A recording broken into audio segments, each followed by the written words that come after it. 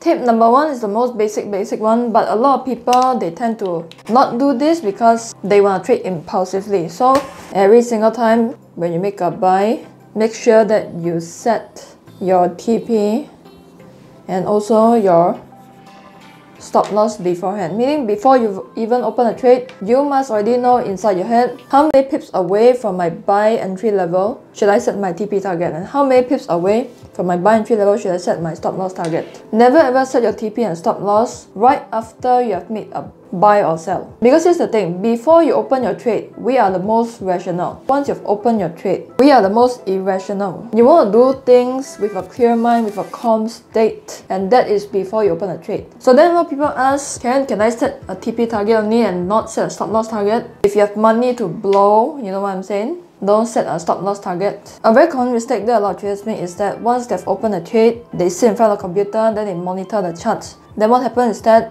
we'll start to adjust the TP target, we'll start to adjust the stop loss target. So in order to prevent yourself from adjusting things here and there, one way I find that's very good is to tip number 2, get away from the charts once you've opened a trade. If you have your charts on your phone too, don't sit down, don't monitor it. Close the whole entire window on your laptop, on your computer, on your trading desk, don't monitor it. Better yet, uninstall the freaking software and then after that, install back. You know, because why? Unless you're a scalper, you shouldn't be micromanaging your trade. There are many reasons why a lot of people micromanage their trade. Number 1, they're just not confident about their strategy. They start to second guess. So in order to develop more confidence for a strategy, you need to backtest more. You need to demonstrate it more so they can build that confidence. So that next time when you open a buy, sell trade, you know for sure that, okay, it's going to hit my TP. If it doesn't, I wouldn't lose that much. That is the kind of confidence that you need.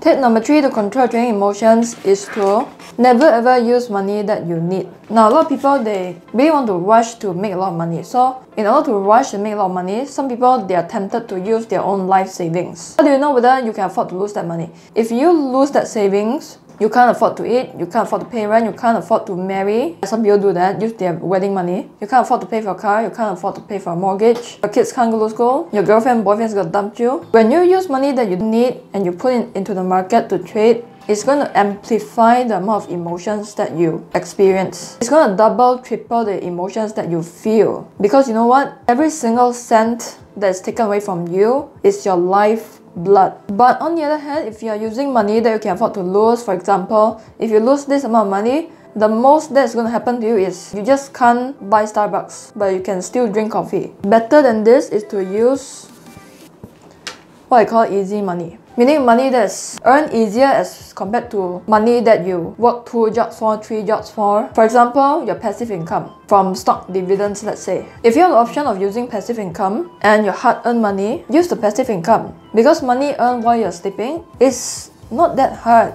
because all you need to do is just sleep. But of course, in the first few years to build that passive income is not going to be easy. But then again, the downside of this is that when you use money that's too easily earned, you wouldn't take your trading seriously. So doesn't mean that, oh, it's so easily earned that I can YOLO. What you need to do is to strike a balance. Tip number 4 is to remove chart colors. Now, if your candlestick is like rainbow, if it doesn't affect your trading, good. But a lot of people, when they see red candle, when they see green candle, when they see black candle, when they see white candle, it's going to be a whole emotional roller coaster. So unless you are really relying on the candlestick color, it is better to remove the colors from your chart. Because here's the thing, when you have candlesticks of the same color, you wouldn't be too focused on a temporary bullish and bearish movement. Especially if you're a long-term trader. Even for day traders, this would help a lot. Just remove all the colors. Tip number 5 is to avoid trading during volatile market environments. A lot of people, they like to scalp NFP even though they don't know what they're doing. But if you realize when you trade NFP, when you trade all the volatile market environments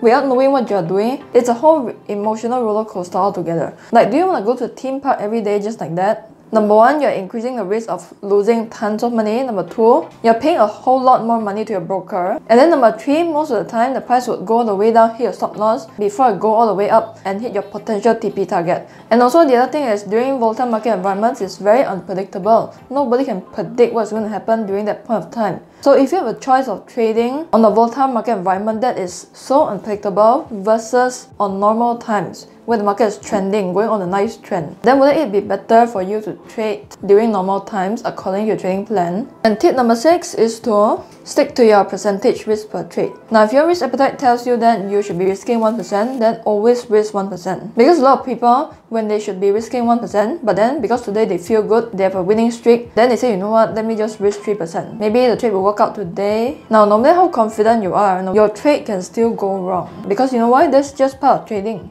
Your percentage risk per trade can only be based on 2 things. Number 1, your risk appetite. Number 2, your trading personality. When you're risking a level that's beyond your risk appetite, beyond what you can handle, when you're a conservative trader but you're risking like a high risk trader, that's when you're going to feel a lot of emotions. You're going to feel very stressed. Another reason why a lot of traders feel very stressed, a lot of emotions, is because they take trades that are not according to their trading plan. They take trades that are not good, they are mediocre, because they forced a trade. So that's why the final tip for you is make sure you only take good trades. What do I mean by good trades? Trades that's according to your trading plan. Trades that's a good risk to reward ratio. Trades that you know has a high probability of winning. When you make a buy trade, the probability of it going up is more than the probability of it going down. Now, I realize that I don't talk about perfect trades, because here's the thing, no trade is perfect. In fact, the professionals don't even seek for perfect trade. They only seek for trades that give them a high probability of winning. They wouldn't say that, okay, 100% is going to go up. They would never ever say that. Because all in all, trading is still a probability game. You just need to gear it to your advantage. You want to be the casino owner, you don't want to be the casino gambler.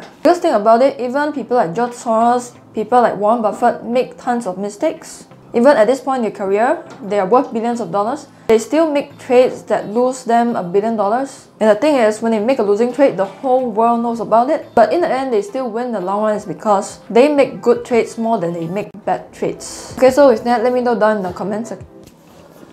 Let me know down in the comment section below, how do you control and manage your emotions in trading? Hopefully these tips would help you a lot in your trading. So with that, I'm Careful and I'll talk to you in the next episode. Bye.